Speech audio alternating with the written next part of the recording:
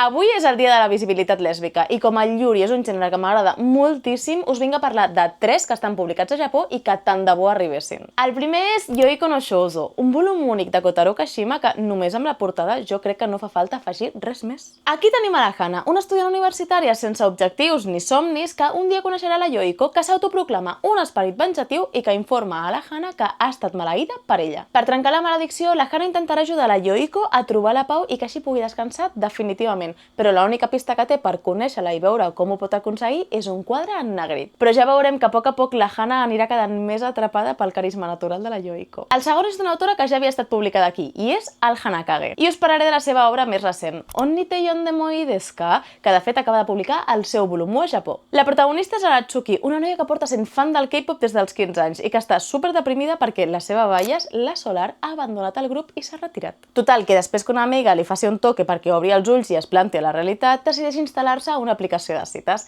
El cas és que farà maig amb una persona que és exactament igual que la Solar. Però creieu que serà ella de veritat? I l'última és Dore wa Koi Kaga Wakaranai Tatamamu Shioku, que és la més llarga amb 6 volums i oberta. Després d'un desengany amorós a l'institut, la Mei entra a la universitat decidida a trobar nòvia sí o sí. Però el que més la desconcerta és que de cop tot de noies ben diferents comencen a interessar-se per elles i totes aquestes tenen la seva pròpia percepció de l'amor. Entre malentesos, situacions còmiques i evidentment moments tendres, la Mei se n'adonarà que està atrapada en un bon maldecap emocional, fins al punt de no saber realment què és l'amor ni què sent. I aquests serien els meus 3 desitjos de Yuri que tant de bo es publiquessin aquí. Què us han semblat a vosaltres?